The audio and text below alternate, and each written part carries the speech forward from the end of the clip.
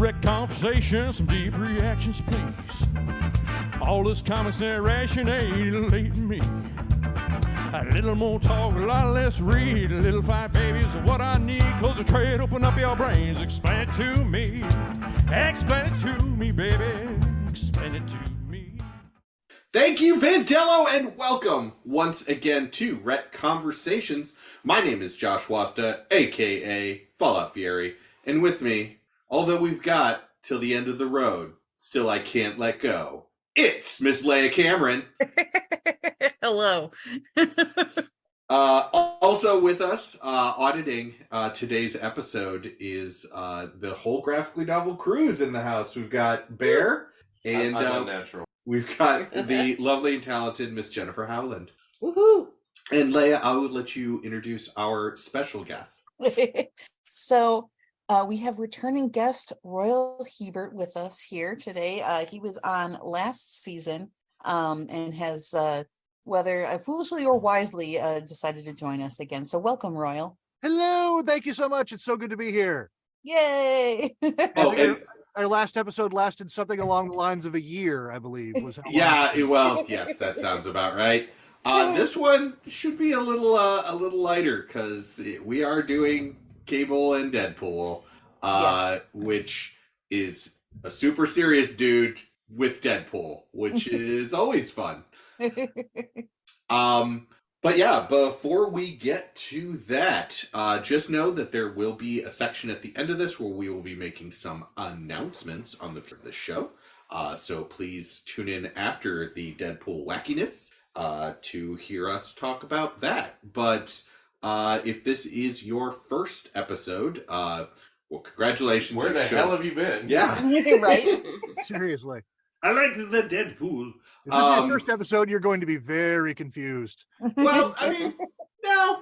Well, I mean, you're going to be confused no matter if it's your first episode or not, because this gets wacky. Well, Yeah. this is fair. But here is how this show works. Our teaching professor, Professor L, will be going through the entirety of the first graphic novel of Cable and Deadpool, If Looks Could Kill, and she will be explaining it to Royal. Royal has the obligation, the duty, if you will, to pull the emergency brake on the show at any point and ask the assisting professor, that would be me, Professor J, any question that he deems. It could be serious, it could be not. It could just be like, hey, I need to comment on this, which may happen. And if I don't have an answer to it, I may throw it back to Professor L. If she doesn't have an answer, well, hell. That's why we have our special guests here. Bear and Jen will just make up an answer, and it will become canon. It is the reason that has happened in this comic book. We will take no further questions on it. We will take no emails. So, with that said, take it away, Professor L. Okay, so today we are doing Cable and Deadpool. It's called the I guess subtitle of this first arc in this lengthy story is called If Looks Could Kill. And this is only 6 issues long, so it's not super long.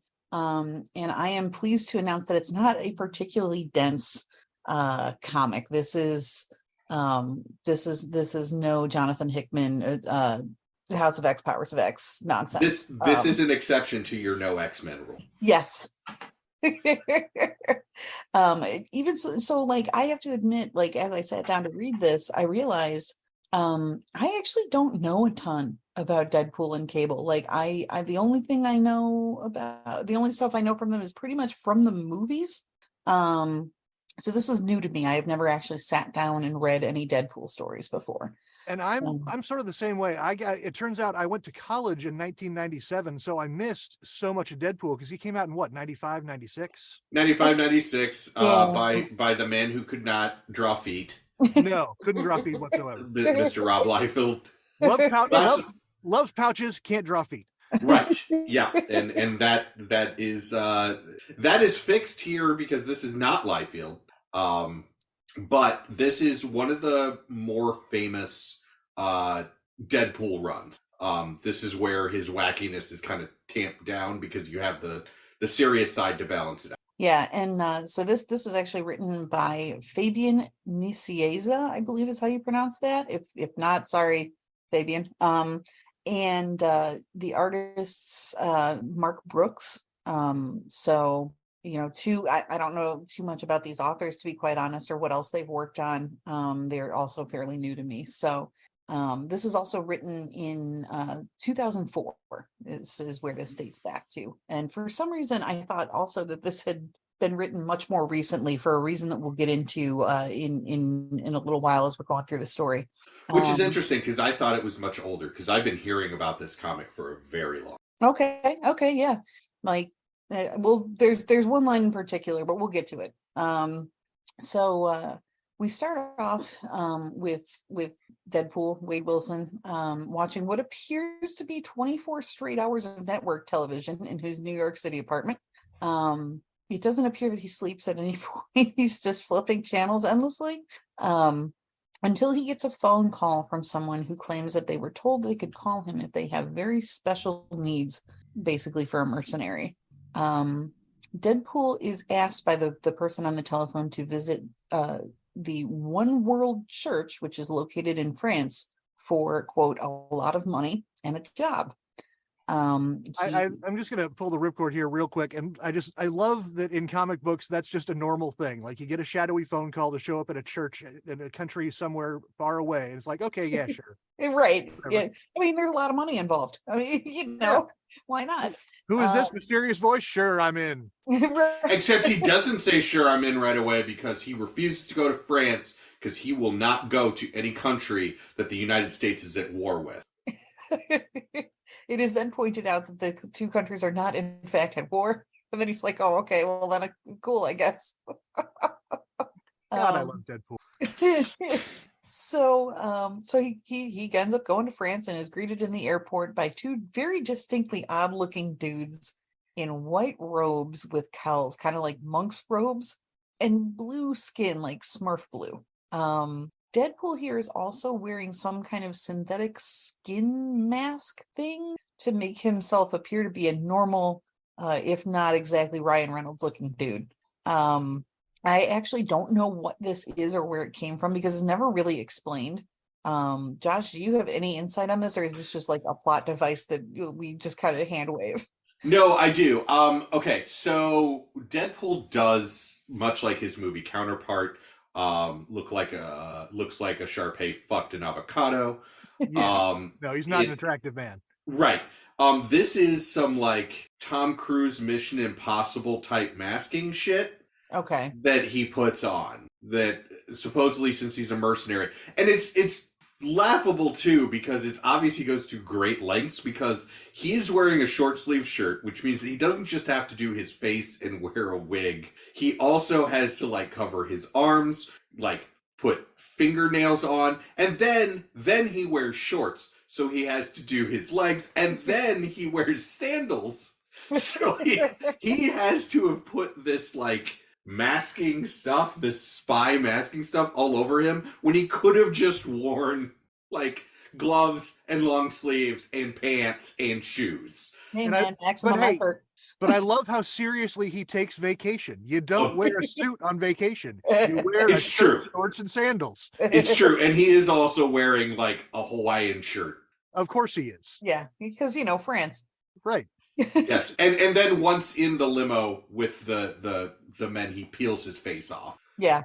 Yeah, he is when they're in this limo with these two dudes and he takes it off, reveals his real face, and the hooded figures kind of push their hoods back. They're also not only they're blue, but each one of them is just bald as a cue ball. Very weird looking. These people claim that they have been, quote, cleansed of identity, purified of self, and at one with the whole. It is very clear that this quote unquote church is a weird cult at this point. And when they arrive at the church's compound, they meet with the prime minister of the church, one Anton Kruch. The church's whole deal is centered around removal of individuality, including gender, race, culture, etc. Any quality that could be considered like divisive or their whole thing is about like all of humanity becoming one homogenized whole. So they're blue guys who wear white robes and want to homogenize society. So we're dealing with Smurfs. Yes. Well, no, let me explain it in a better way. So listen up, here's the story about a little guy that lives in a blue world. And all day and all night, and everything he sees is just blue, like him, inside and outside. Yeah. That is actually, maybe, was that song out at the time? Eiffel 65 was 97, baby. Okay.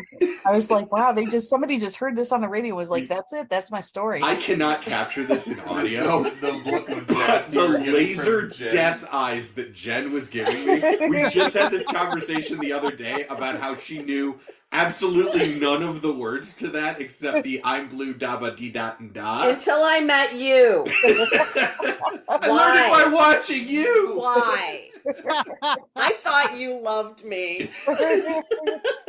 They all think that, baby. But yes. So anyway, yes, they to answer your question, Royal, they are kind of like the Smurfs, except they also in this, while they have not been changed to get rid of gender, they appear more gender new. So the idea is by whatever process they're doing for this, they get rid of skin color. They become agendered. So anything that would make them different, so that prejudices would come into play, they're removing. Yeah, gender, race, culture, anything. I'm pretty sure if people are racist against, non-white people, then blue people fall into that category. Well, but we'll get to that. Okay. Because they're not just going to stop with them. Well, of course they're not. This Anton Kruch guy also says that he chose the blue skin color because he finds it quote unquote placid. Okay. So he explains that the church has what they call a ministry of insinuation, which is a very fancy term for spies. And they are working undercover at a pharmaceutical company named Sunic that has invented a synthetic virus. The church wants this biotoxin to be used to help humanity. He does not explain how, and Deadpool does not care. Because there is a suitcase full of money. Yes. Well, there you go. That's going to be all his attention right there. Exactly.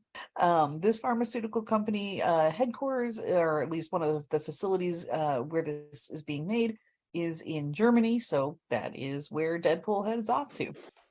Meanwhile, Cable. So they couldn't have sent him to Germany first. They had to send him to France just to tell him this. Just to talk to the church guys. Yes. Yeah. And also they make sure to clarify that before he has anything to say, Germany is also a country that they are not at war with. Nobody who speaks German could be an evil man. This seems like that's a whole trip to France that could have been an email. Yeah. I would drive away right now, Leia, but I'd have to get in my Volkswagen to do it. So meanwhile, Cable is shown also spying on the doings of Sunic using his telepathy. He is interrupted by room service, and the hotel employee who delivers it, it turns out, is a mutant who has been hiding his powers. Cable gives him Professor X's card, just like, tell this guy that I sent you. It'll freak him out. He calls Daily Bugle reporter Irene Merriweather for the deets on Sunic, explaining that his telepathic scanning of the employees all day has left him a bit tapped out. She's confused as to why he's using a phone. I guess normally they communicate by telepathy. Shortly thereafter, Deadpool explodes onto the scene at Sunic, very literally, just kind of like explodes through the building, with Cable appearing momentarily right after that. And that is where the first issue ends. Yeah, he is also killing people indiscriminately on his way through, yelling things like, this is for Normandy, and this is for Bridget Nielsen, to which somebody's like, but she's not German. Ah! Cable, so we start in issue 2 with Cable kind of unceremoniously blowing Deadpool's head off. He knows that it's not going to kill him, but it's going to buy him some time to steal the virus from the lab. But he discovers that it was stolen before he got there, by 3 college students somehow. This is never really explained. I was gonna say there's just 3 random college students. 3 random college students. But Spring break. So there these college students, I kept calling them teens. They're not teens. I mean, I guess they could be, but these kids, the youths, are in Frankfurt, Germany. They are self-described anarchists who have injected themselves with this cosmetic bioweapon that they don't know a ton about. One of them is having a very bad time and just puking his guts out. One is fine and playing video games, and one discovers that she can mold her face and body. Basically, this is basically like a vicissitude virus, right? Yes. And but you also need to point out the guy who is very sick, what his supervillain name is. Sauerkraut. Because he's the German on the team. Because he's the one German, and it's sour is in angry and kraut is in German. Very clever wordplay. Yeah, no, that's real. That's clever. That's clever. Right there. But the third one, which is a girl, realizes that she can mold her face and body, and chooses, because she happens to see it on a magazine in the bathroom, Hillary Clinton, which is certainly a choice. That's not who I would have first gone for if I suddenly gained the ability to fleshcraft myself. But all right.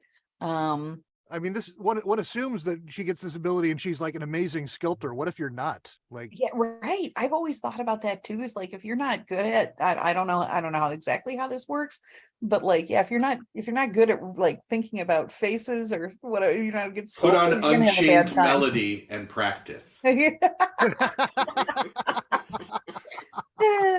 So there's also a weird sequence here where Cable is like telepathically cruising above Frankfurt and sees someone who I think is maybe Jackie Chan ?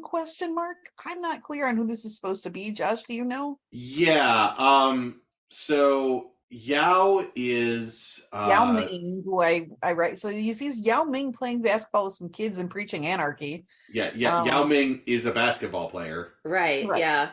A Chinese basketball player. Right. So this is not that played in the NBA. Right. So for some reason, there are random Chinese actors and basketball players in the town, and it is not explained. You are correct. Yeah. I think because I read this, but if it's Jackie Chan, it's a sleazeball Jackie Chan, because he talks about how he's to all these girls that are asking for his autograph about how he's going to play a samurai porn star and ask them if they are interested in helping him do some research. Yeah, he's like propositioning women and being gross, which is very strange. I think that's not just gross, that's like real gross too. Yeah. Ooh. Yeah, there's a number of problems with that, but like upon my second reread, because I read it once and then I always read it a second time as I'm going through and doing my write-up, I think this is to establish that the kids have used that cosmetic virus on themselves to appear like celebrities. Oh, that's altogether possible, because that is why Yao is randomly telling these children that they've fallen into into a schism between capitalism, communism, and Zhangoism, and none of them work. Yeah. That makes sense to me now. What? Yeah. But it's not in any way clearly established on the panels or on the page anywhere that that's what's happening. Right. But it is just this anarchist, anti-establishment rhetoric used as a blunt hammer from recognizable faces. Yeah. And one total sleaze. Right. Well, yes, the which makes sense that the sleaze is looking like Jackie Chan, because you trust Jackie Chan until he asks you to be in his porno. Because first of all, I would normally never be in a porno, but second of all, if I'm in a porno with Jackie Chan, I'm gonna break a bone. Oh God, yeah. No, that's... A bone. I'm just gonna leave that alone. There are so many levels of acrobatics there that just I mean, he does all his own stunts. That's all you need to know. How did you get injured, sir? I was trying to fuck Jackie Chan through a shopping cart. It was the weirdest thing. It didn't work out. Yeah. So anyway, Cable calls Irene to get info on the college kids that call themselves apparently the spammers. Again, this is never really explained. Their names are Asahiri Aoki, Gunter, Hershine, and Tuatola Tuana Timon. All very unlikely names, but it's a Deadpool comic, so we'll go with that. As soon as he hangs up, pretty much, Deadpool interrupts, like just appears, and asks why Cable wants the virus since he's been hired. He was the one who was hired to find it. Cable believes that the virus could be a dangerous weapon in the wrong hands, and he was planning on destroying it. Deadpool argues that the cult is going to be Deadpool argues that the cult's going to be using it for the purposes of good by changing the way people look and think. As a side note, so the reason that I thought this was written so recently is this is the origin of the Ryan Reynolds cross with a Sharpay quote that attracted Reynolds' attention to playing Deadpool. Oh, this is where that's from. Yes. Yeah. Okay. Yes. I know that quote really well. I just never knew exactly what from. Sure. Yeah. Neither did I. And because that line was like used in the movie, I was like, oh, this must have been written after the movie came out. No, this is Yep. This is what attracted Ryan Reynolds to be like, hey, maybe I should play Deadpool. This is 5 years before he was in X-Men Origins. Yeah. Wow. When he tried to play Deadpool and they really truly fucked him on that. Oh God. Yes. Yeah. Oh, what a terrible, What an abomination of a thing. But it's also some interesting evidence that he's totally pulling a Paul Rudd and just never ate. Yeah. Also true. Yeah. Oh yeah. Watch Welcome to Wrexham. It's infuriating. It's on my list. So anyhow, they established very quickly that the both of them are basically at cross purposes here. Cable once again takes the top of Deadpool's head off and dips. Meanwhile, the Gunter guy, so the sauerkraut fellow, is melting on a hotel bed surrounded by hose, which is a sentence I just said out loud. Yep, sure did. So Cable busts in to lecture him about how stupid he was to take the virus because he will be dead in about 47 seconds. That's right, this virus makes bodies melt. Whack. Cable shows some compassion and takes his pain away by using his telepathy to suck the virus out, I guess kind of like how you'd suck out like snake venom from a bite or something. What? How does that, wait, what? Hold on. Yes, I'm with you. Well, comic books. Just tell me he does it Bubba Hotep style by no. No, he like uses telekinesis to pull it out and then actually like form it into like the Little DNA ball of helix of flesh, and then just kind of absorbs it, and then the dude just melts away. And Yeah. there it is. Yep. Nothing So left he of it. did. We cut over to Atola, who is one of the three college kids who is firing wildly into a crowd because anarchy, I guess. This did not age well. And Cable comes upon him and the girl, Asahiri, next. She happens to have a rocket launcher. Cool. Okay. Well, it's a comic book. Everybody's got a rocket. I mean, Sure. Yeah. I mean, I want to be in a comic book. you get issued one with a driver's license, I'm pretty sure. America. Hell yeah. So You can't take my Stinger missiles. that's kind of the attitude they have, which is really strange. But at any rate, They're also not American. Yeah, exactly. Which makes it even stranger. Cable makes her naked. Cable sucks the virus out of them as well, and they both die. Deadpool then comes across a exhausted Cable and shoots him, I guess, in the head, though it's not shown on the panel. I had to look at these panels multiple times to figure out what the hell happened because it looked like maybe Deadpool just shit his pants, but I think that's supposed to be... No, it's because Cable has a ball of that fleshy virus stuff being held in the air, so when Deadpool shoots him, it falls to the... Oh, okay. All right. It just happens to be brown instead of fleshy colored. That's why I thought he shit his pants. I was like, I don't understand. I mean, I'm sure that was on purpose. Probably.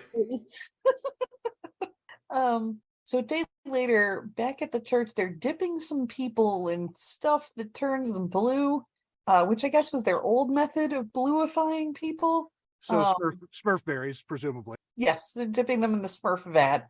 And Deadpool shows up with a canister of it's called the facade virus, what this is. So he shows up with a canister of the facade virus in hand and forks it over to Krush. And that is where issue 2 ends. Issue 3, we open up in a Swiss safe house with Cable, who's recovering from the shot that he's taken from Deadpool. And he is telepathically communicating with Irene and asking her to put more pressure on Sunik. Then he calls someone called Hammer and requests a scrub and subvert on the One World Church. I don't know too much about this Hammer guy. He looks like Luke Cage in a wheelchair. Yeah. But that's... exact. And he has Morpheus on a poster above his computer. Yeah, that was very distracting because like every shot he's in, there's this big looming Lawrence Fishburne. But yes, he is a paraplegic in a wheelchair that is a master hacker. Yeah, he's the guy in the chair. Quadriplegic. Sorry, not para. Okay, so this one's quadriplegic, so he's not Barbara Gordon. Gotcha. Yes. It is mentioned that Cable is responsible for his quadriplegia. I guess the only thing I couldn't find too much about this he only appears on a couple of points in this particular story arc. The only thing that I did find out about him is his real name is Eisenhower Canty, and Hammer is his alter ego. And I guess he used to hang out with Cable or something back in the day, but that's all I know. Yeah, early Cable comics. Okay. So earlier 90s, he was part of a team called the Six Pack, which Cable was part of. Wow. The 90s sure did happen. They sure did. Yeah. And in fact, there was a deal where there was like a data disk, and Hammer and basically Strife, who is Cable's clone, evil clone, basically said that he would let the team go if they gave him the data disk, and Hammer went to go comply with that, and Cable shot him in the back. Cool. All right. Well, there we go. And so now this dude works with Cable? Well, now this dude takes Cable's checks. Okay, that makes more sense. I mean, depending on how much he's getting paid, but still, that's like working weird. Working As for we the will guy find that out later, it's not necessarily just how much he's getting paid. But we'll get to that in a little bit. Okay, all right, we're jumping ahead. Okay, so speaking of wheelchairs, actually, Professor X is here, except he is not in a wheelchair. He's just walking around like a regular dude. My notes literally say, Josh, explain this. This is 2004 Charles Xavier. He has died and come back and can walk. He will soon be paralyzed again. God, that's an X-Men story so much. Yeah, this is let's see, Extreme X Factor / New X-Men kind of era of Charles Xavier, who is still yeah. So they're having like a little, I guess, therapy session or something. I don't know. But they also have a chat about how Cable has, okay, so buckle up. Cable has a techno-organic virus that kept his powers in check until he eliminated it from his body, increasing his powers exponentially. But now the virus has returned because it's imprinted onto his DNA. Everybody get that? No? Okay, moving on. No, not even a little bit. I have many questions. Well, that's what I'm here for. So he had a virus. He got rid of the virus, but now he has the virus again. Yes, because the techno-organic virus grows through his DNA, so it will always come back, because this is a virus that he got in the future. Of course, gotcha. Right, future virus. Okay, that explains. Really, really want to reiterate that I cannot stand X-Men stories. For more on this, don't. Yeah.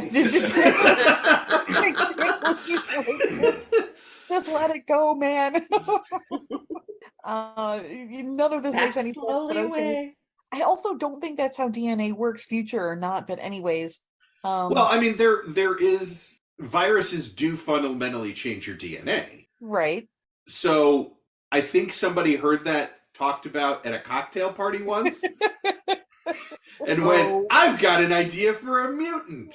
Right. Comic book authors do not go to cocktail parties. That was at the bar, at a dive bar. Like that was. Now I'm picturing like the lawyer bar from She-Hulk, but it's just for comic book people. You are and it's not like the wrong. saddest bar ever.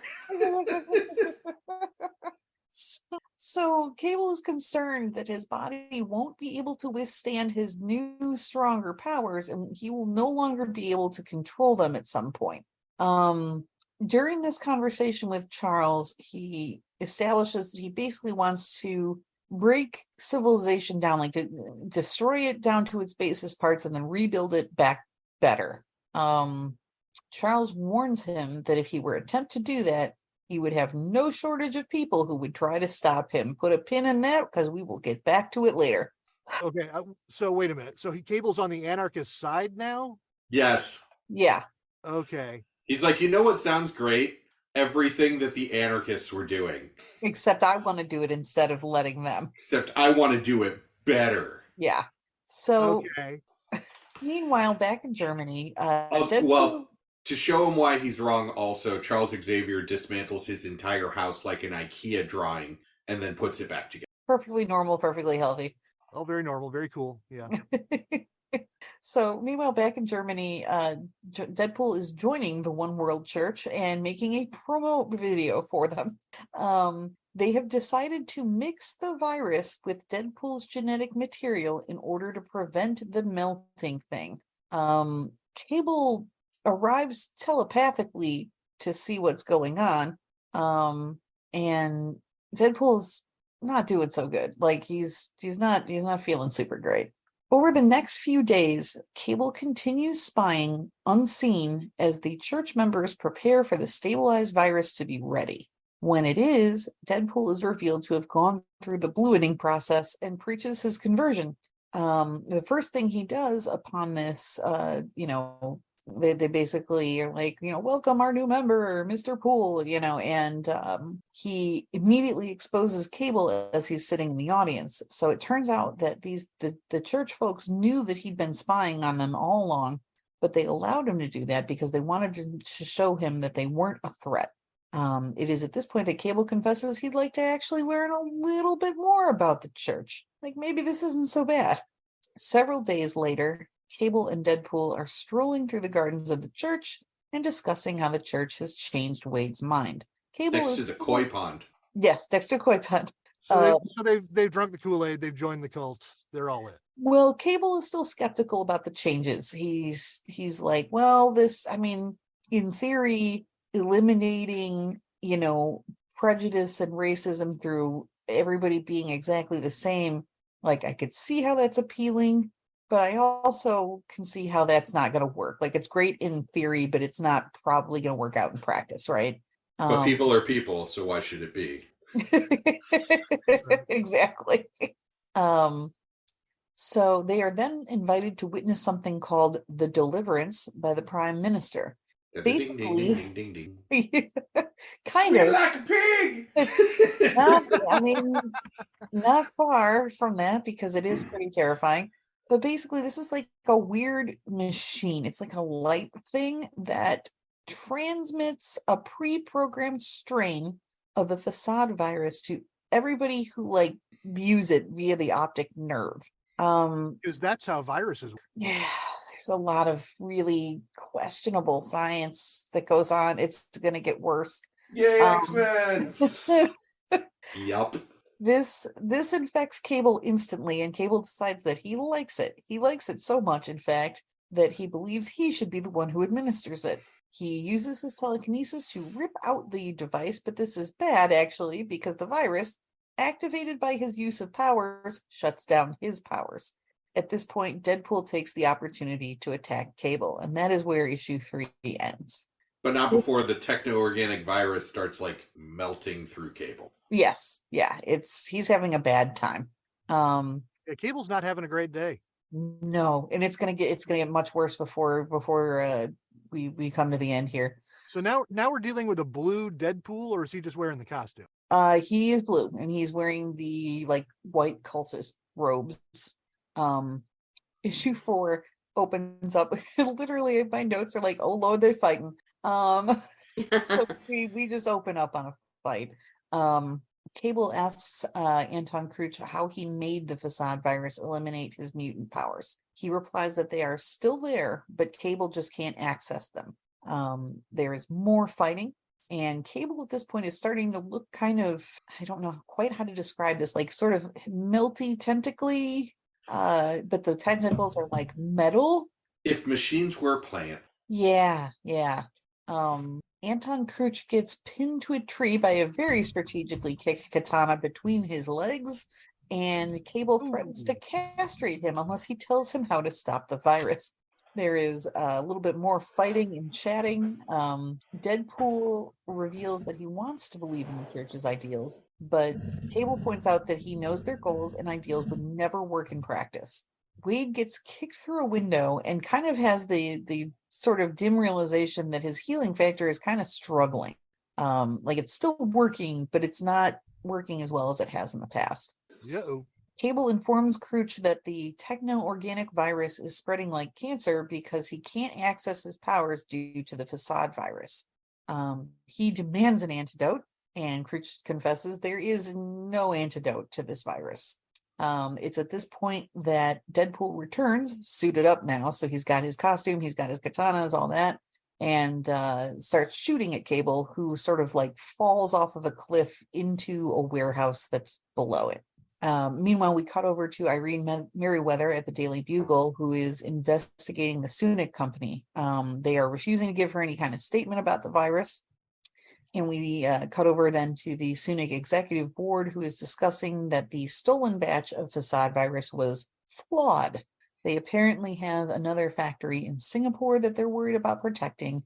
And then, so this was, I had to do a lot of head scratching about this and Googled it.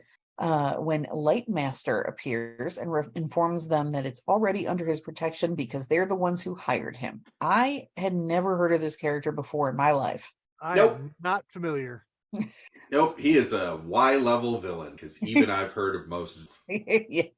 So I don't know a ton about him other than some very cursory Googling that I did, but apparently he is... I don't think anybody knows a ton about him except who wrote him. I can't imagine. He's like made of light, but Yes. I say that now, but I'm sure there's one super fan out there that's like, it's like he's my favorite. Don't you not know anything about Lightmaster, man? So yeah, I guess he's like made of light, or like his powers are like light waves or something. He is a being of pure. Yes. And he is a doctor in physics with a knowledge of optics. He is a master and business. So he's Dr. Lightmaster, thank you. He does have a doctorate, this is true. The cultists informed Deadpool that the building that Cable fell into wasn't just any warehouse, it was their armory. Bad news for Deadpool. Oh, that's not good. Cable erupts out of the building, armed to the teeth, yelling about how he tried to do this non-violently, but that didn't work, so it's time to do some violence now. The gun that he is firing, by the way, is a minigun that is called the Liefeld XS. Oh, yes. The gun has no feet. I can't imagine the gun would have feet, but... The gun has a 16-pack. But how many pouches does the gun have? That's the important question. At least 22. At least. Well, see, the clip that's coming out of it isn't actually ammunition because it's all boxes. Those are just all pouches. Aha! There it is. Just firing pouches indiscriminately into the crowd. So it's Cable's turn to go on a rampage now, and there are a lot of explosions as he looks for the scientists who made the optic nerve virus distributor thing to find an antidote. Kruch, meanwhile, attempts to flee the scene and the country, only to discover when he goes to book a flight that the church's bank accounts have been drained entirely. This is part of the scrub and subvert that was ordered by Cable earlier. And we kind of cut over a little bit to Hammer, who is shown distributing the church's funds to the NAACP, the Magic Johnson Foundation, and his mother, respectively. Cable that's sweet. It is. He's a solid dude. Also, he does say he was going to get $3 million for Mom, and she yells from off screen, "I want 4 this time," which shows that Hammer lives with his mother. So Cable is attempting to interrogate a scientist when he's interrupted by Deadpool yet again. And there's another fight in which Deadpool accuses Cable of wanting to use the machine for his own ends. It's about then that he notices that Cable's not doing too well on account of the techno-organic mesh sprouting out of his body in tentacle-like fashion. He looks like a metal Groot at this point. He does.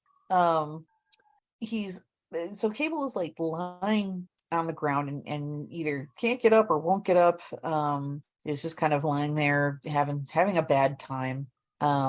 He haltingly explains to Deadpool that the techno-organic virus is attacking the facade virus, which is essentially ripping his body apart like cancer, which gives Deadpool some pause. Cable reveals to Deadpool that the facade virus melts anyone it infects.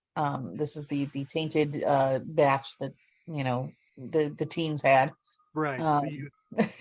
And Deadpool's healing factor is merely slowing that melting process down, not stopping it. Cable begs Deadpool to think about what the cult is really offering: freedom from independent thought and having individual opinions. He tells Deadpool that he needs his healing factor to override the facade virus, and this is about when Deadpool's leg starts melting. He falls down several feet away from Cable, and Cable struggles to explain that the only thing that can help him is Deadpool's blood, and the only thing that can help Deadpool is Cable's blood. And that is where issue 4 closes out. All right. I feel some hepatitis coming on here. Yep. Issue 5. Everybody's still melting. Yep. Across from each other, like the end of a John Woo movie. Yes. Are there doves in the air now? Deadpool is pretty open to the idea of swapping blood, or at least spit, but now he's melting so quickly that he is unable to crawl over to where Cable's laying. Crouch, meanwhile, realizes that he has to go to Singapore after a phone call with Sunic, because that's where the facility is, quote, perfecting the virus. Irene Merriweather calls Hammer to see if he knows where Cable is. My notes say, hey, it turns out he's from Chicago. Cool. Always get excited when I see a superhero who of any stripe that's from Chicago, because we don't have a ton of them. Remember that time that Kitty Pryde ran for mayor of Chicago? Yes. Nice. I would have voted for her. Nice Jewish girl like her. I can see why. Exactly. Can't go wrong. So he won't tell. So Canty / Hammer won't tell Irene where Cable is, but she advises him that she needs to know before everyone turns blue. Canty hangs up on her, but then wonders what the hell Cable's gotten himself into this time. What he's gotten himself into is melting on the ground next to Deadpool, and at this point he can't even speak. Deadpool can, though, because of course he can, and he kind of just runs his mouth for a few panels, having a one-sided conversation with himself. Somehow, however, Cable musters up the energy to consume the mostly melted Deadpool, which restores his body. He then pukes Deadpool up shortly thereafter, who reforms whole and nude and unscarred. Deadpool thanks him by punching him in the face. Cable explains that doing so saved both their lives. So yes, he vomited up Deadpool. I feel like we should stop and talk about this, but the more the idea of that rolls in my head, the more I'm just like, no, we should move on. Gets weirder later. Oh, that's not the height of it. Okay. It gets weird. It gets weirder, you say? Yes. Okay. I can't wait to see that. That sounds like a threat at this point. I had to reread these panels several times to understand what happened, because I was like, no. Yeah. Like Barney Stinson's New Year's mix. This is all rise, baby. Jesus. So Cable announces that he has to stop Crouch from trying this again, and he has a brief telepathic chat with Irene about where he's at, which is in a plane on the way to Singapore. He gets himself ready to leave, and Deadpool offers to team up with him, but he's basically at this point like, hey, this cult actually is bad. maybe I should team up with you. Cable, however, starts to fly off, but not before advising the non-flying Deadpool to take a plane there instead. So he's like, all right, I'm peacing out, and Deadpool's like, wait, where you going? He's like, you can catch a plane. See you in like 12 hours. Yeah, weren't we gonna team up? Nope. Bye. See ya. Deadpool takes a brief moment to reflect after Cable leaves on his new, completely unscarred face. In Singapore, meanwhile, Cable busts into the Suning facility, announces he's there to take the facade virus. He's interrupted by Lightmaster, who he didn't sense because apparently Lightmaster's mind is pure light or something. It's all of him is pure light. All of him is pure light.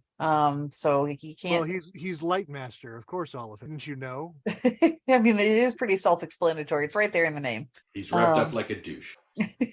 So they fight. Cable sends him to the dark side of the moon using his telekinesis, sheathed in lab debris. All right. Meanwhile, Deadpool is getting on a plane to Singapore. Crooch catches up with Cable in the meantime, and they have a little back and forth about how to achieve world peace, while Cable attempts to dismantle the optic nerve machine thing telekinetically.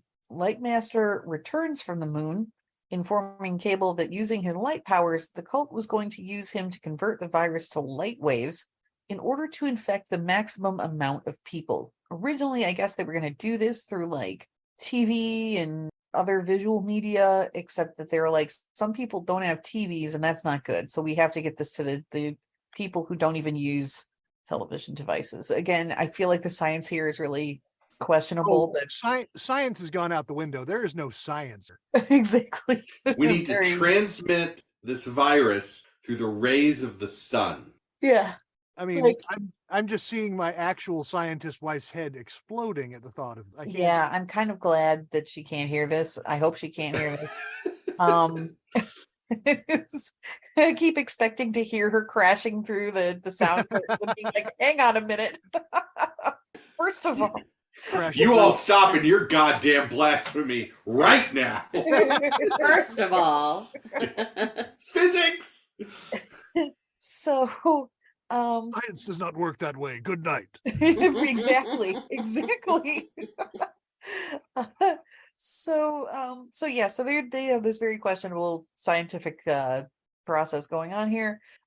Cable reveals that he knew about this plan all along, and Lightmaster, for some reason, crashes into the optic device. A speed of light explosion then occurs, turning just about everyone pink instead of blue. Deadpool manages to evade this due to his healing factor, I guess. Okay. It's not really. So the healing factor keeps him from becoming pink, but not blue. Yeah. He's no longer blue. Right. Because he's been puked out Because by now he's Cable. been puked out. Right, but he turned blue earlier, but he got so yes. Healing So factor, anyone that sees this explosion of light has turned pink. Except Deadpool, because his healing Except for factor. Deadpool. Yeah, it's not. And Cable for reasons. This is the dumbest gender reveal party, I swear to God. It's got a very Cinderella feel to it, like pink, blue, like. And yet, not the most kill count. Right. The death count is actually lower than a lot of other gender reveals. True. Yeah, good Very point. true. Good point. This did not set any national parks on fire or anything like that, so we're doing all right. So that's how issue 5 ends. Is everybody is pink now. Issue 6, final issue. In the Singapore airport, all is chaos as pink people are freaking out.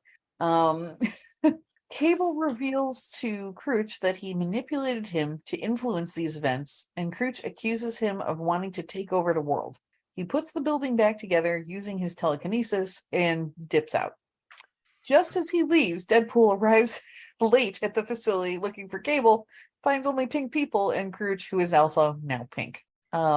Irene and Canty/Hammer have a brief chat wherein Irene informs him that the solution to this is some hacking and convincing a couple of people to help them. Meanwhile, Cable is roaming about the Earth. Hacking is always the solution. Yeah. Yes. Hacking is always the solution. That's But right. also, I was mistaken. It's not just the people that saw the explosion. It's everyone on Earth is now pink. Yes. Oh, it's everyone on Earth is now pink. Yes. Oh, okay. Cable, meanwhile, is roaming about the Earth, reconstructing the spaceship he once had, which I guess is scattered in pieces across the Earth. Again, I don't know much about Cable, so this was a weird turn for me because it just seemed very random to be happening. But there is a Worst reason for this. scavenger hunt ever. Yeah. So There now, is a reason for now it. Cable's on a fetch. Yes. Yes. And there's that one stupid fucking NPC that's like, go and get that thing that I can see from here. Yeah. Oh God, I hate that.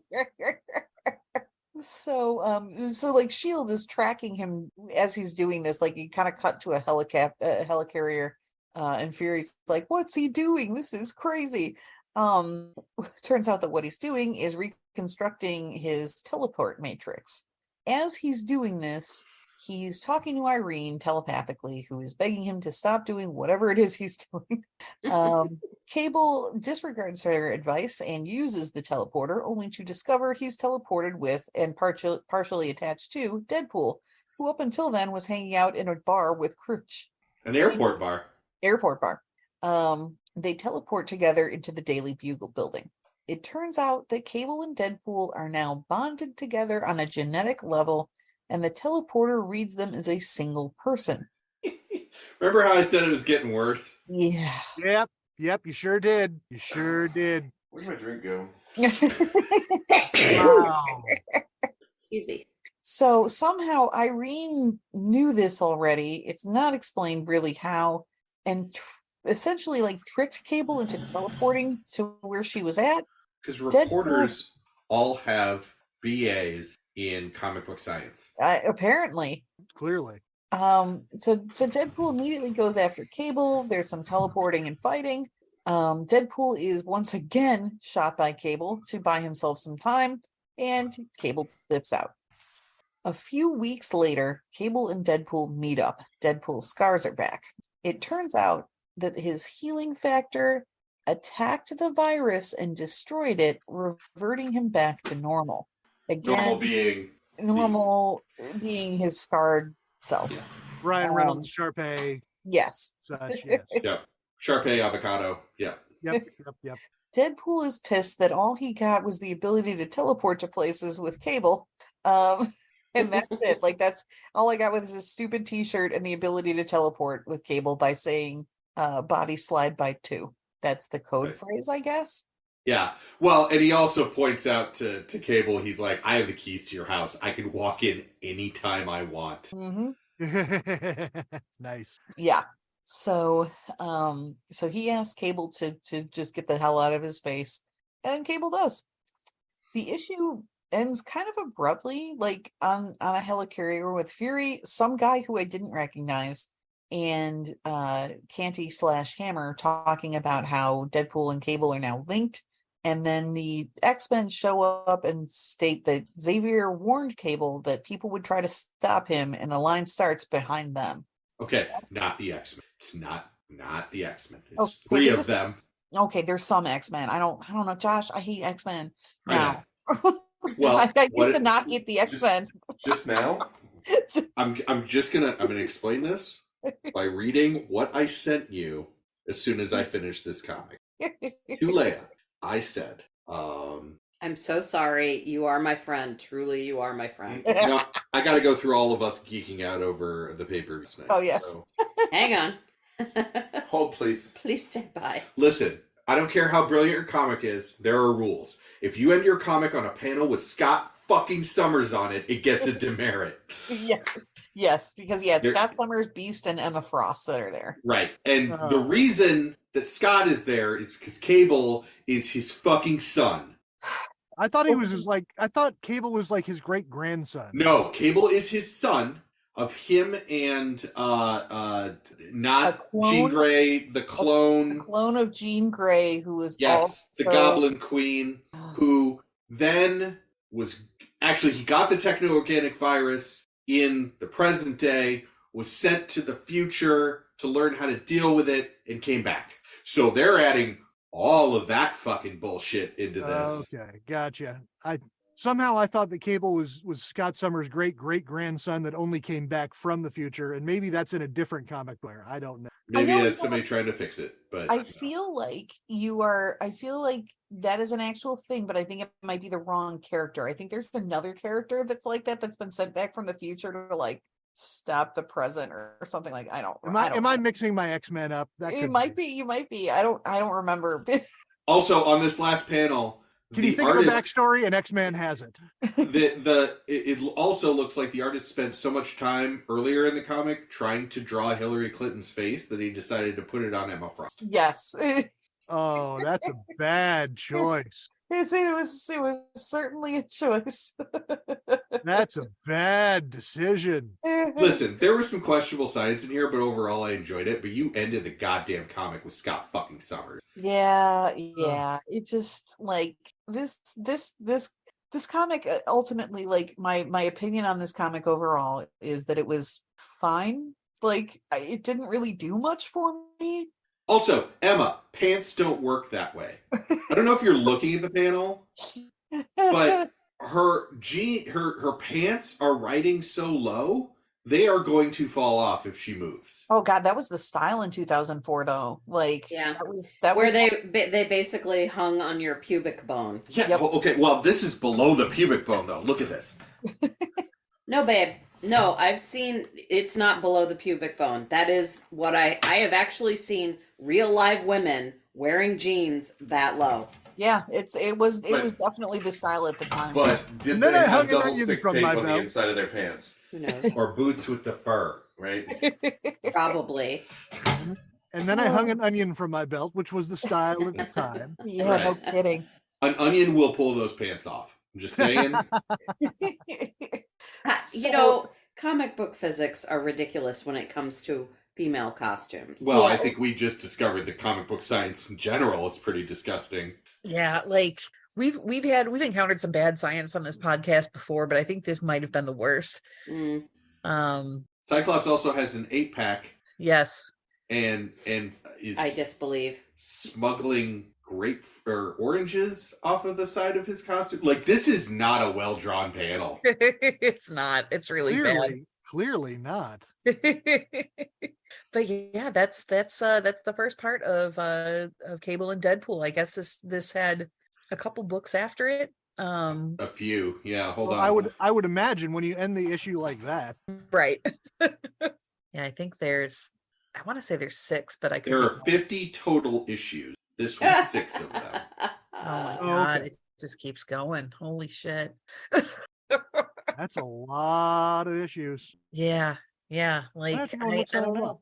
I can't say I didn't dig the story. I mean, I dig Deadpool stories, and Cable is an interesting sort of character. Yeah, there are 15 graphic novels. Oh my God! Okay.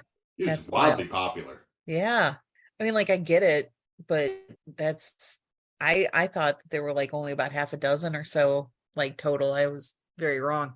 So Royal, how did we do? You did great. I love it. I mean, for what it was, you did great. It's hard to like. Again, the science in this is just so wildly inaccurate to be. Oh yeah. It is true. It is comic book science in the purest form, which is just throw some big words at the wall and hope that people don't think about it too much. Reverse the polarity and have at it. Just right. Cross the streams. Run it through the deflector dish. That's right. Yes. Bear, Jen, what did you think of this? Well, I mean, it was a Deadpool comic, so you kind of expect some wackiness. I think that this is actually a really good example of the cognitive dissonance that I get when, everything like, you have Marvel comics, so all of Marvel characters could potentially show up in a comic. And I know that there is like X-Men crossover with Deadpool, that's a big thing, but it always like takes me out of a Deadpool story when all of a sudden Professor X is here. What's going on? Yeah, it is a little weird to me to sometimes when I'm like, okay, but like, why is he there? Is he just there because he could be there for a couple panels? Like, yeah. I feel like this whole comic was a Deadpool comic that was written by somebody who really X-Men. Yeah. Yeah. Well, I mean, it's half a Deadpool comic and half an X-Men comic because Cable is he's very much an X-Men character. Right. Well, and at least from your reading of it, Leia, it didn't seem like Deadpool was doing a whole lot of that fourth wall breaking. None, actually. Yeah, not in this. None. He doesn't do anything. So, yeah. Okay. Yeah, 0% fourth wall breaking in this story. There were, of course, the usual like quips and jokes and stuff like that. I did not really include them in the summary because I mean it's just a bunch of exactly what you think. It's just like non sequiturs and just kind of goofiness, but it didn't really affect the dialogue of the story or the plot of the story in any noticeable way. It's the merc with a mouth. He's gonna mouth off. Exactly. Oh, yes. Exactly. So unless you're at the end of X-Men Wolverine Origins. Yes, unless you're at the end of that horrible. That movie never happened. What are you even talking about? Yeah. No, because it's the only time that Gambit's actually been live and on screen. I will hold on to that. Sure. You know what? You can have that. Go ahead. Even though he only tried to have a Cajun accent for the first line and then dropped it entirely. No. God, that movie. God, that so movie. bad. It was so bad. Yeah. Ugh. Yeah. So Royal, thank you for joining us once again. This was a blast. Thank you so much for having me. It's so much fun to join you guys. Always great to be. Yeah, well, we enjoyed having you. So we're going to end this with a little bit of a bittersweetness for those who do not follow our Facebook pages. We are going on, we'll call it a hiatus. This show takes a lot of money, time, scheduling, and in a post-pandemic world where we're all the same as everyone, trying to catch up with the 2.5 years worth of life that we lost, we find that there just is scheduling is too much. So these shows are going to come out kind of just when we want. So there won't be another season of either Graphically Novel or RetConversations, but there will be when we can get together and a guest has availability. We'll go record. We might record longer episodes and then break them up.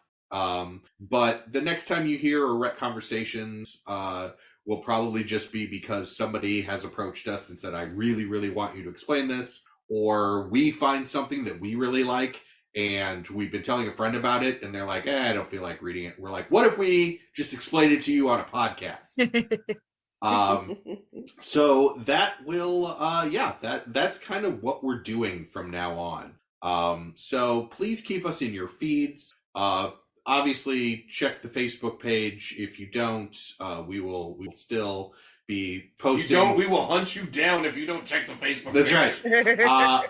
We will still have amusing content on there that is comic book related, as it is a fun audience that we know is there. And we are nerds. And we are nerds. But I have asked every host to kind of bring with them a favorite memory or a recommended favorite episode that they would recommend that people listen to. So I will go first. I will say really just the going back and listening, between how we are now and our first episode, which I went back and listened to today, all the way back in Avengers. The first one I went back into. Oh, Jessica Jones. Yeah, that was the one the first one that all three of us were on. But I feel like we've come a really long way in understanding recording and understanding how to explain things. Going to a longer style, bringing a guest the second season was a winner. We realized just after the first season we couldn't do this without Jen being the third, secret sauce in there, and always bringing a guest kind of adds a lot.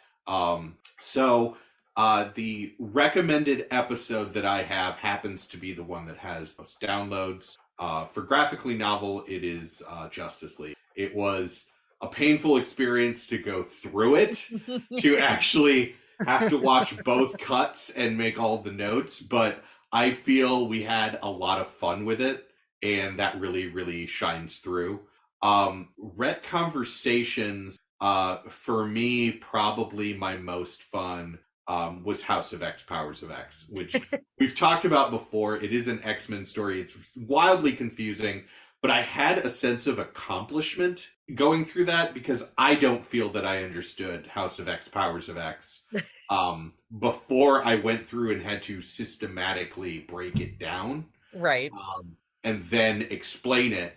And I feel that I have put something out into the world because Hickman's House of X, Powers of X is so important right now. If you are an X-Men fan and you want to read anything that's occurring right now, you have to understand House of X, Powers of X. But it's such a difficult step to get there. So I feel like we put something out in the world that's like a primer that somebody can listen to and then go on with their lives to enjoy what's being put out now, which is very, very good X-Men content. So yeah, those are my recommendations. So I will, since this is RetConversations, I will move it to Leia next. Yeah. So for Graphically Novel, of course, like anything that I guested on, I think are my favorites. I really enjoyed being able to babble about two of my most favorite characters, three actually of my most favorite characters in the world. Black Widow, Captain America, and Wanda Maximoff, respectively. And there was a fair amount of Bucky in there too. Yes, of course, there always is. Captain America is an inclusive title and not just Steve Rogers. Gotcha. There have been multiple Captain Americas. They are all wonderful. Yeah, I think those are my I really enjoyed being able to share my my joy in all those characters with you guys, and you allowing me to babble endlessly about them was a very nice experience, because I will talk anybody's ear off about those characters if given the chance, and you gave me the chance, so thank you for that. Well, and I have you on the short list to bring you on for the She-Hulk episode, because I feel like Jennifer Walters could very quickly become one of your favorite characters as well. I loved every moment of that show. That show was magnificent. So good. Yeah, right? It was. Good. Yeah. It was. That finale was so magnificent that I pulled a friend of the podcast, Adam Witt, into the room and made him watch the last 10 minutes of the show, despite him never seeing any of the prior episodes. I was like, you don't need to see any of the prior episodes to enjoy what's going to happen here. That's right. So yeah, it was really good. Every bit of that show was just. Yes, it was. And then for RetConversations, we've had so many wonderful guests, and we've done, for every plot line that we've done that was just fucking horrible, we've done some really good stories, some of my favorite stories. I think kind of, for me, I always say that the penultimate episode, I think, for me, is the 2-part episode of Civil War Part 2 featuring Mike Tomasek, because it is such a fucking journey to watch this man roll in and be like, I fucking hated the first one and I'm gonna fucking hate this one, it's gonna suck. And by the end, he had to take a break so he could cry about what was going on in the story. Yeah, it was a beautiful experience to watch him slowly become more and more invested in the story and be like, well, wait, is Miles okay? It was so pure and so good and so perfect. I think that really is kind of the best possible example I think that I can have about what this show is like about, right? Is like you're like, well, I don't know if I care about this all that much, and then you deeply care. Much like wrestling, this show is predetermined but not scripted. Right. Yeah, so it's really good. But I mean, we've had, like I said, we've had so many just really great guests, people who've had a lot of fun. Ryan Ike was a wonderful guest. Royal, obviously you've been here twice, and we can't thank you enough for that. We've had so many great folks on. I can't possibly name them all, but like, it was a really good experience to just sit and chat with people about comics, and that's, at the end of the day, it's what I like to do. Alan Purcell destroyed a perfectly good friendship. He sure did. Over 20 years of friendship, just by making you do Secret Empire. Mm-hmm. Oof. Oof. He felt bad about it too. Like after, he was like, "Oh, I'm sorry." I'm sure he did. But man, that's brutal. That's just brutal. Yeah, it was one of those things, like, I was pissed off when that storyline started back in 2017, and I was like, well, maybe with the, the span of time, like, maybe it's not as bad as Or maybe they fixed it somehow. Yeah. Or Nope. No. Still, it actually was worse with a slight bit of age on it. So especially when we started diving in deeper and finding out that there was actually an alternate cover where Magneto was in a Hydra outfit. yeah. It's just terrible Ooh, choices all around. That's a bad look, is what that is. Yeah. So, And I mean, like, there was also Original Sin, which was a lot of fun. There was there's so many that were excellent. We did Arkham Asylum. Arkham Asylum was so good. That was so fun to do. And we had the perfect guest for that. That was the Ryan Ike episode. Mr. Miracle, one of my favorite comic book stories, I think, of easily the past decade. Was just a joy, and that was with JR. Transmetropolitan, the Transmetropolitan episode was also great. So, like, just I can't, it was a good experience overall. And it was Mr. Jason Taylor. Yes. Yeah. Friend of the show. And Dawn was hilarious. Oh my God. Okay. Yeah, I will point that out as a recommended episode just because that was fantastic. That is 3 women listening to me talk about a book that was important to me when I was in my late teens in the late 90s, and them going, do you see every bit of how problematic this is? I'm actually currently reading Still Just a Geek by Will Wheaton, and it is his book Just a Geek that he wrote in 2004 that he went back to and annotated to talk about how he's grown as a person, and to be like, that's homophobic, that's problematic, that's, I made this girl a punchline in this story because I thought it would be funny. Like, it's really eye-opening to go in and have a writer, like, swallow their pride enough to be like, this is who I was then, I'm better now. That is pretty much the entirety of the Dawn episode. Yeah. Like the things that just do not age well. Especially from the 90s. What a crazy time. Right. Especially in comics. Like, I know that there was certainly stuff that I read when I was like a teen. I was like, this is like really deep and meaningful and moving. And I look back at it now and I'm like, oh, bitch, what? Open Johnny the Homicidal Maniac. I dare you. Oh my God. No thanks. I would prefer to remain ignorant of what that was like. I'm going to go to Jen next because Barry was with me from the beginning. Well, yeah, I have a lot of favorites, and I just want to just call out a few that were my favorites just because the property was my favorite, and the addition of the guest just amped that goodness for me. Happy, which we didn't have a guest for. I have Happy in my notes as a favorite memory of mine because you were so goddamn excited about it. I love that. And I just want to also say, I was on another podcast to talk about Happy. I have talked about Happy on 2 different podcasts. Happy was also the episode that we found out we should not record twice in a day while drinking. Yes, that's very true. No, that was Legion. Legion is next on my list. And Legion is on my list too. But if you go back and listen to Legion, I don't know if you re-edited that or what, but we don't sound as bad as I know we were. Like, I was just listening to that one today too. Keep in mind, first and second season, I went through and removed but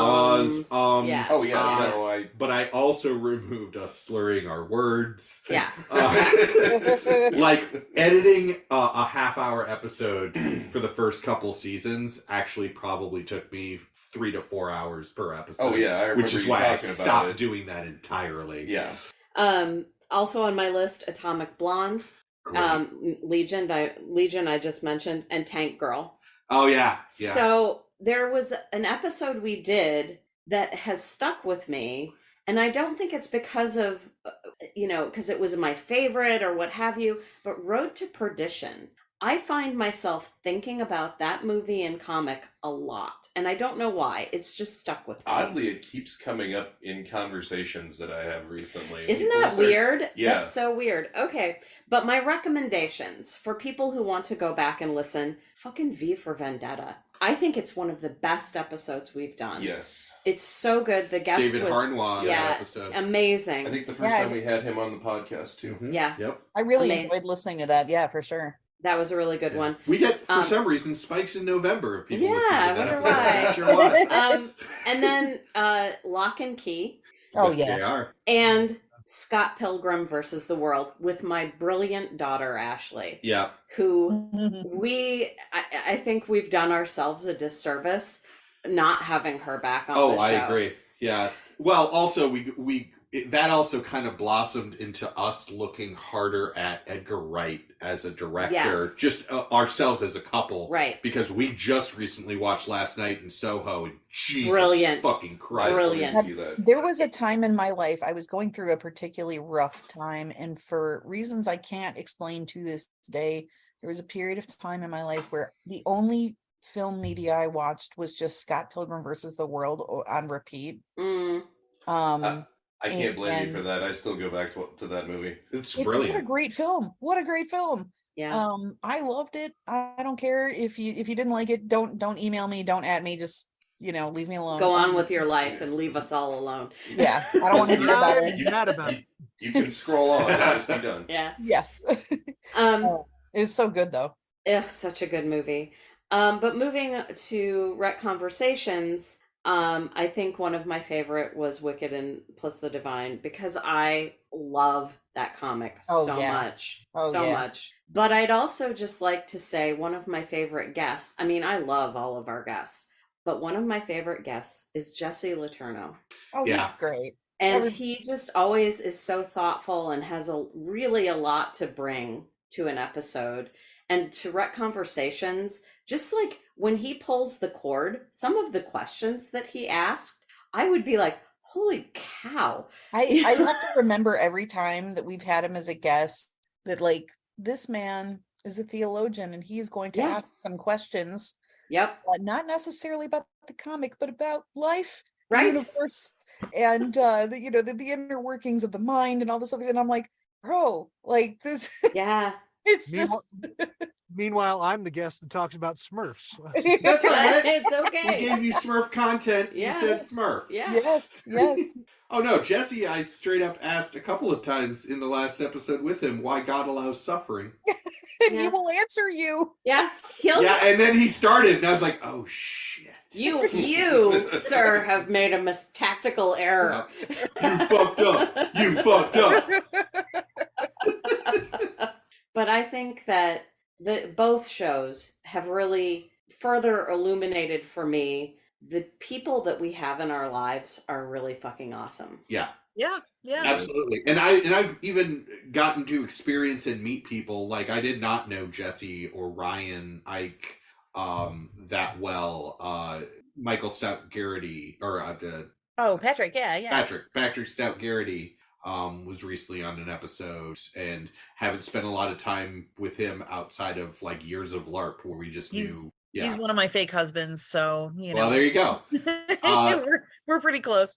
But even people that I have known, we just had Tony Van Dyke, who is a coworker that I've known for years, but we did Red Sun with him, and some of his insights and just getting to joke around with him was great. Yeah, for sure. Jason Taylor probably is our most most frequent guest. He's he's gonna be the SNL jacket of Graphically Novel Productions. Yeah. But I mean, again, does research. Allison, his fiance, always does research coming into a lot of these.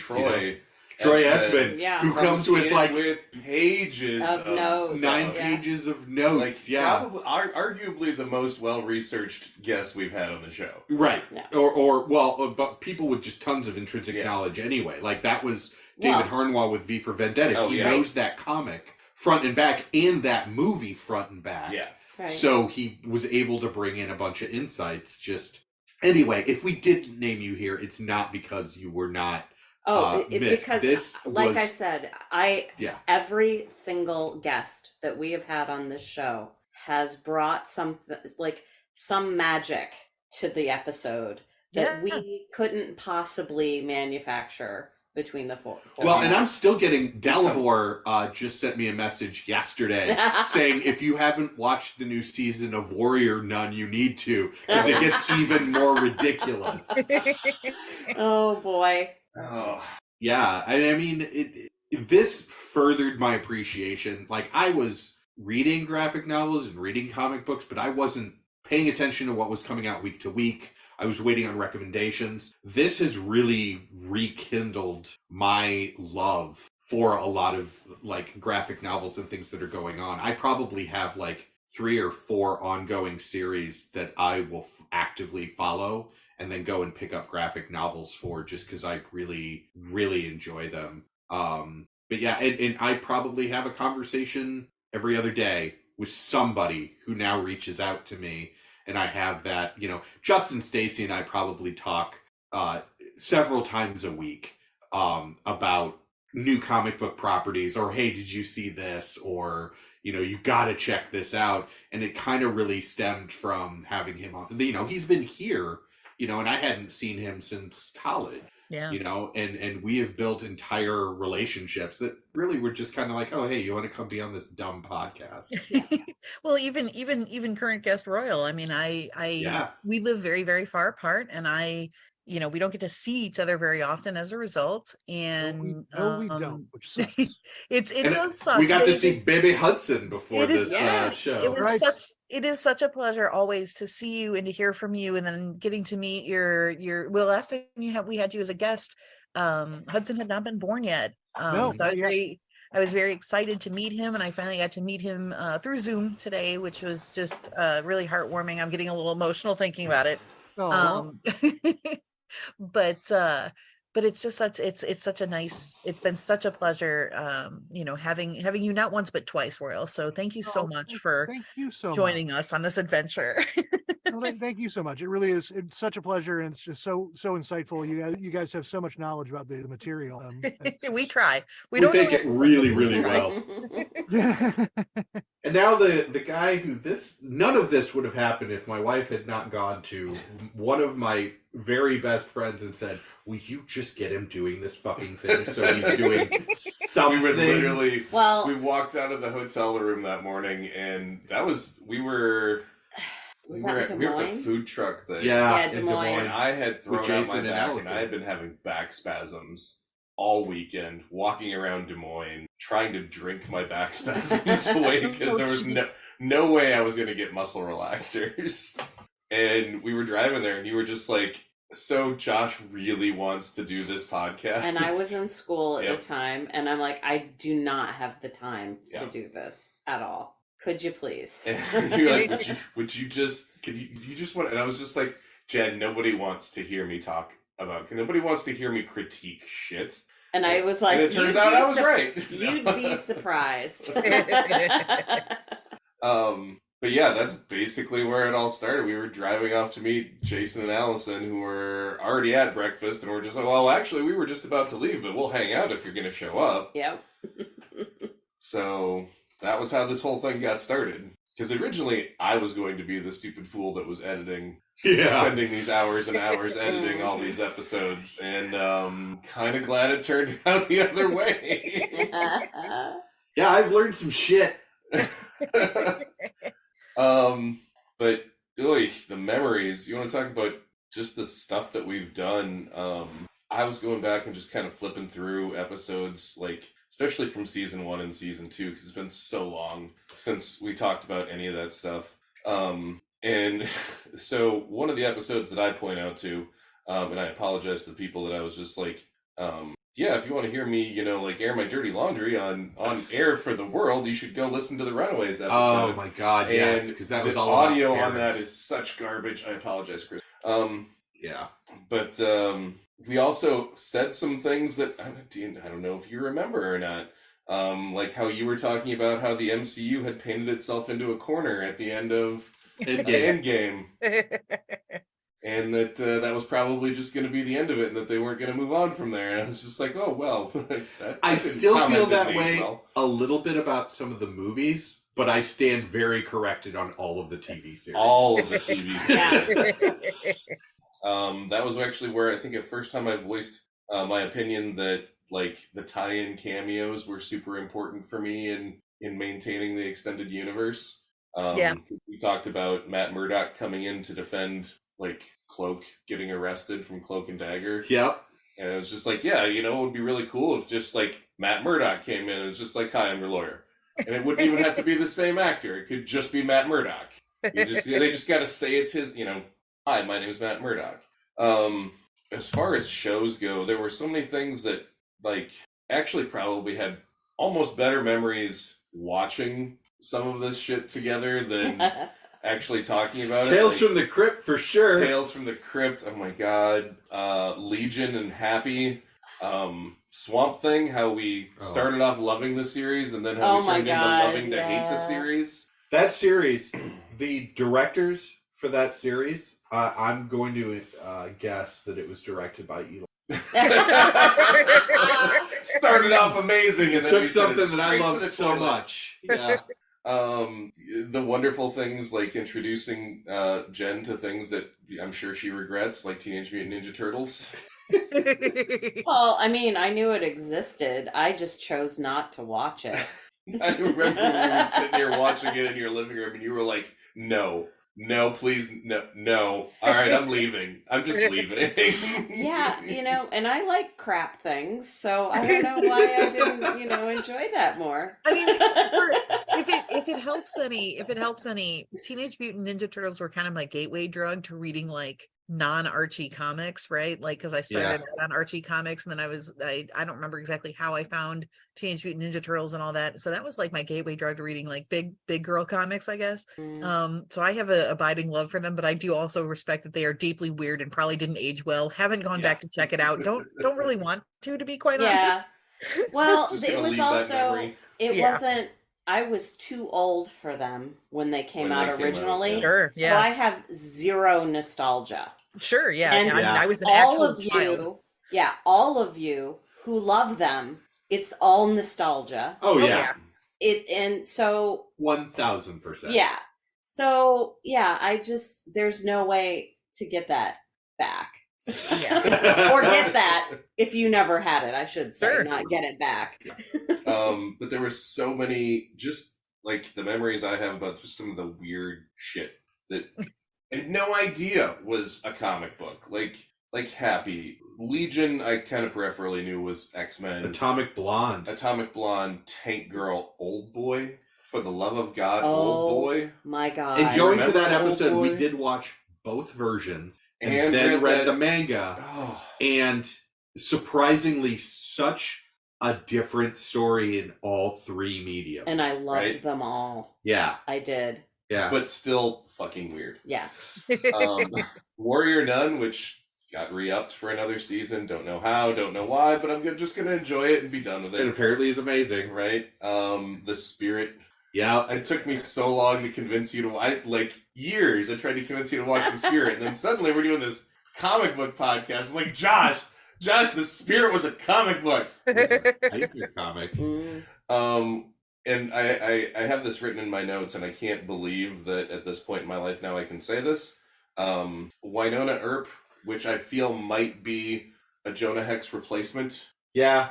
And I would have never had the wherewithal 3 years ago when we started this shit to make that statement, and now I'm just like, almost like a connoisseur. Like, do we think that maybe Winona Earp is a replacement for Jonah Hex? Winona Earp is still a show that every once in a while we'll be flipping through, and I'll be like, I'll just put on an episode of Winona Earp, because we haven't finished it, but we're very slowly are like, oh, fuck it, it's Winona Earp time. Yeah. And we'll do 1 or 2 episodes and then be like, okay, well, we'll see you in a couple months. Yeah. Again, it's something, it's not really good. No, it's like supernatural really levels, or like we said on the episode, it's Midnight Texas. Right. It's enjoyable because it's ridiculous. Yeah. And it doesn't take itself too seriously. No, not even close. I do love the actress that plays Winona Earp. Yes. Agreed. I love most of the actors that are in Winona Earp. I'd have to say, though, I think my favorite memory overall from just the whole run was the mass of people that we had sitting here to watch the Snyder Cut. Yes. And me sitting pretty much in this exact same chair in this exact same place, though you had the TV in a different location, and going, fuck, when is it gonna end? And then Troy from fucking left field going, hey, don't forget, we still haven't seen the Joker yet, and me going, fuck! Can confirm that conversation happened. Yeah, more than one time that night. In fact, one regret that I have is not recording like a riff tracks of us watching the fucking Snyder Cut, because it was a thing. Ugh. I mean, I watched the first 2 hours of Batman versus Superman and then left and didn't feel like I missed anything. Like I didn't even finish the film, fair. but I finished the film. The film finished me. In Soviet DC, film finishes you. It did. I like stood up, like just kind of, brushed my hands together, and I was like, well, I'm out of here. Time to hit the dusty trail. We're done here. I've seen all I need to see. Good day to you. Right. I said good day. It's hard to say, like, favorite episodes. We had episodes. Yeah. I loved just about every episode that I sat in for. I think actually pretty much every episode I sat in for RetCon. I mean, it was really enjoyable to be like sitting there like with me and Luke when we did World War Hulk For the second time. I had to love to hate All-Star Superman. Yeah. Because but it's just so hard. Like we had so many episodes that were if we loved it, we had a good episode, or if we hated it, we had a good episode. Like Dark Phoenix is still actually one of my like higher up favorite episodes, just because I just got to rant about how much I hated Dark Phoenix. I feel like the ones that we hated, those were the longer episodes, it seems like. Or if we loved them, or if they were just weird. Because I think what's our longest episode, I think, is From Hell, isn't it? It was over 2 hours with Wheeze. It's definitely our longest comic. We didn't even get through. What did we get through? Like 6 of them or something like that? We were just like, listen, we're done. But one of my favorites, because I got to sit and jaw-jack about... Justice League was our longest episode at 2 hours. Okay.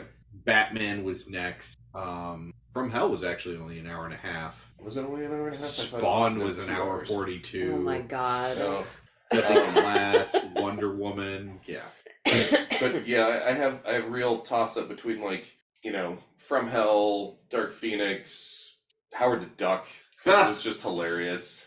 Watching Howard the Duck in 2020 draw there. Oh God, I used to love that movie when I was Right. a kid. I'm embarrassed to admit it, but that was only, Right. I thought that movie was great when I was a kid, and I have zero interest in going back and watching it as an adult because I think I would like to peel off my own skin. Do you remember how many duck boobs there are in that movie? Oh God, no, I don't. Oh no, Leia, just stop. Don't think about it. Don't think about it. There's at least 3.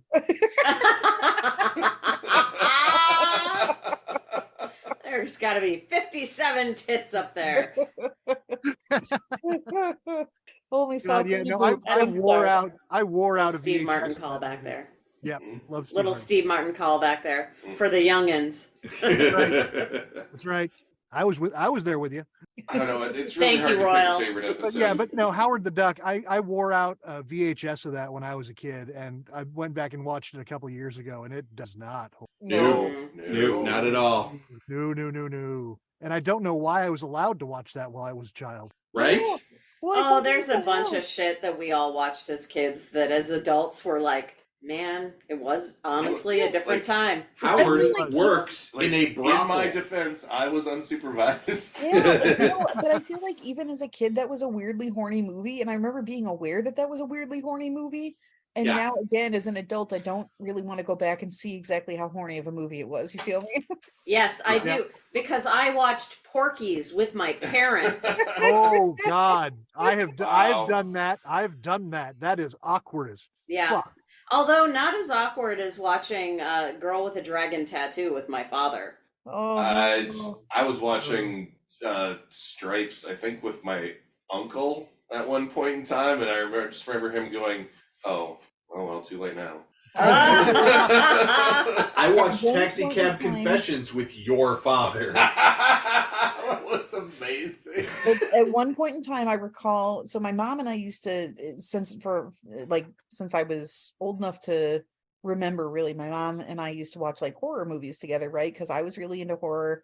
My mom is really into horror. She's the one who ostensibly got me into horror by osmosis. And so we would, make it a blockbuster night, go rent horror movies, whatever, go to Family Video, whatnot.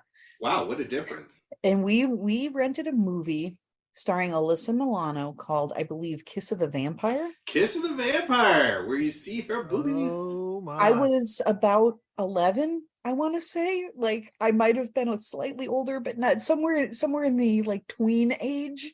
And it was unrated, and I didn't think anything of it. And I sat down to watch this movie with my mother, and it was uncomfortable. For people who have not seen it at home, Kiss of the Vampire, the plot basically revolves around Alyssa Milano needs to lose her virginity, or a vampire will bite her because she has virgin blood. So she has to go out and bone, or the vampire that's like stalking her will eat her, or whatever.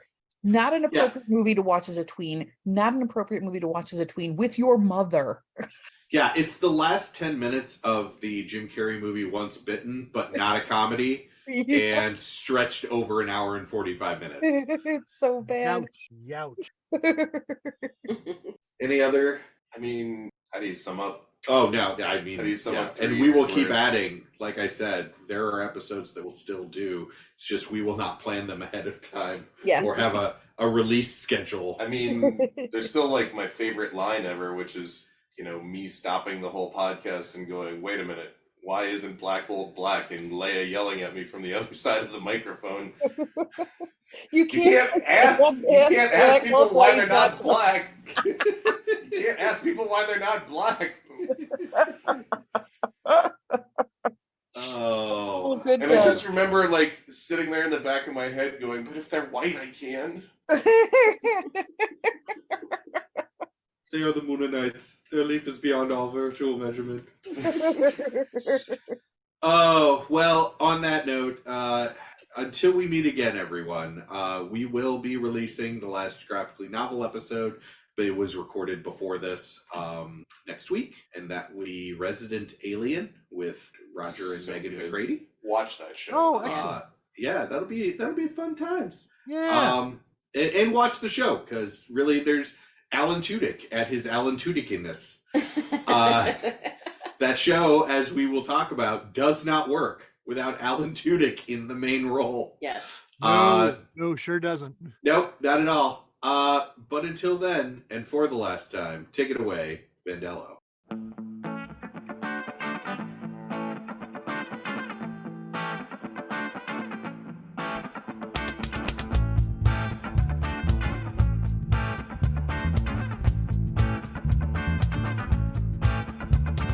A little RetConversations, some deep reactions, please. All this comics narration ain't me. A little more talk, a lot less read. A little fight, baby, is what I need. Close the trade, open up your brains. Explain it to me. Explain it to me, baby. Explain it to me. Explain it to me, baby. Explain it to me.